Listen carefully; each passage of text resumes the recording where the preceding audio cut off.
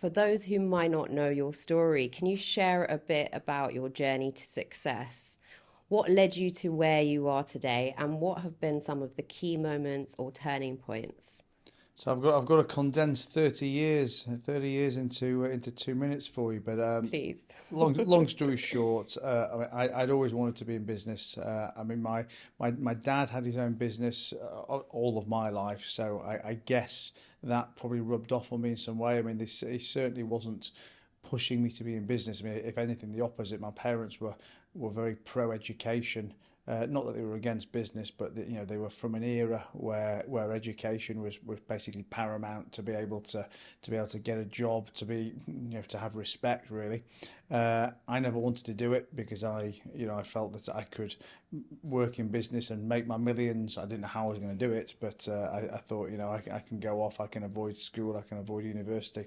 So I spent my teenage years buying and selling anything I could get my hands on, from Tamagotchi pets to blow up cushions to toilet rolls in the market. I mean, I did everything. None of it made any money. My first working in proper business was when I was 18. I left school. I did go to university for 6 weeks, convinced my parents to let me leave after 6 weeks to pursue something in business, with the deal that if things didn't work out in a year, I'd go back and do uni the year after and just consider it a gap year.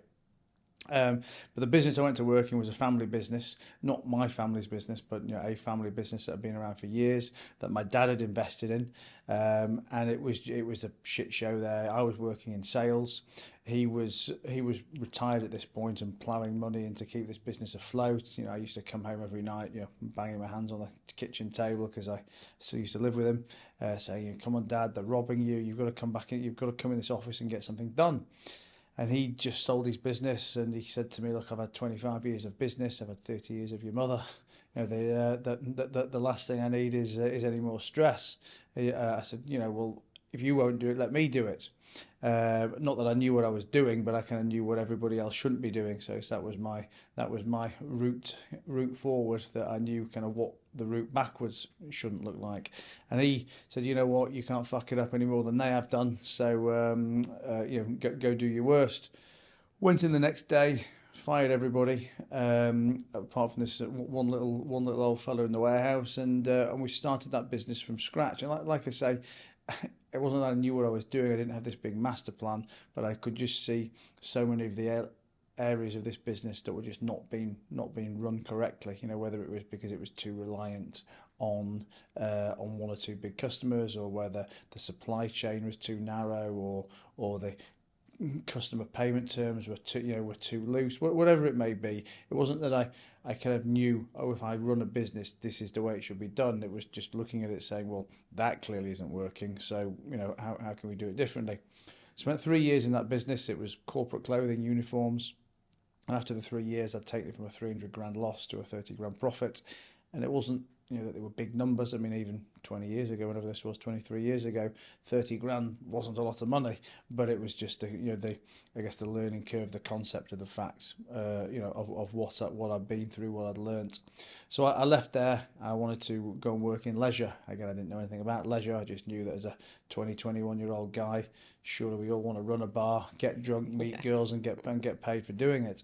And I started to run a couple of bars and pubs, to varying degrees of success, and realised that something was missing from the business model we had. We only sold alcohol.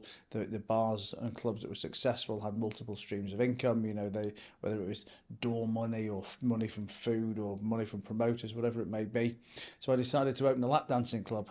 Again, not that I knew anything about lap dancing clubs, other than the fact that I was spending a lot of time in them. So I decided that qualified me to understand the business model. But in all seriousness, what it did have was three separate streams of income: the money from the door, the money from the bar, the money from the girls, all at very high margins because it was a niche market. And opened a club in 2004. I was 23 years old, March 2004, and it hit the ground running. So obviously I did some good stuff in there, but it was probably I would say it was probably the right time at the right place at the right time. Lap dancing was just starting to become a little more socially acceptable. Spearmint Rhino, Stringfellows were quite well known in the UK, and I was 23 at the time as well. So Every guy's dream. Well, every guy's dream, and we'd get a lot of press off the fact that I was a 23-year-old doing this as opposed to a gangster or a faceless corporation. And over the next 5 years, grew that lap dancing business to be the biggest operator in the UK. And also opened bars, clubs, shops, restaurants, and I did it all with borrowed money. Again, something I didn't know anything about at the time. But when I opened the first club and run out of capital, I got introduced to some finance brokers, to some small ticket money lenders, and learned how to borrow. Well, not learned how to borrow money off them, but used them to borrow money. Then learned how to borrow money, and I say learned because I do think raising capital is a skill. But ultimately, what I did was build a debt-ridden mess over the next 5 years. And whilst it looked big, and whilst we were turning over plenty of money, it was absolutely sinking in debt, expensive short-term capital. And the credit crunch of 2008 kicks in. For anyone who's old enough to remember it or well read enough to read about it, and I went spectacularly bankrupt. I mean, June 2008. I was still riding high, 999 credit rating, lots of businesses, lots of assets. 8 weeks later, 10 weeks later, all of the businesses were in administration, and I'd been made personally bankrupt. And I kind of woke up in September, I think it was the 8th of September 2008, and woke up, and the day before I had all these businesses, and the next day I had nothing. And it does really happen that fast. And I guess I was back to square one. Although, just as as an aside, people, when I tell this story now, people always say, what was it like to lose everything? And it's something that I've only really thought about more so over the last year or two. But when they go, what was it like to lose everything? Looking at it now, I didn't lose everything. I lost my money. I still had my knowledge, my experience, my contact base, my network, everything else. All I'd lost. And I say all. I don't say it flippantly, because ultimately it was me that had lost the money, and I would rather not have lost it. But the money was a very small part of the bigger picture, and I guess it taught me very much where that expression, "your first million's your hardest," comes from. Because when I then started to rebuild from 2008 onwards, I made a lot more money than I'd ever had before, a lot quicker than I'd had it before, because I knew all of the shortcuts. Not supposed to, I knew the shortcuts to take, because I don't want to use the word shortcut in a way like we're cutting corners. But I guess doing it without the knowledge means you take the long road. Of course. And due to your experience. Yeah. Yeah. So kind of fast forward after that, I started working as a finance broker, went from broker to lender, started to raise money again from investors so I could lend that money to small businesses, and collapse the last 15 years into one.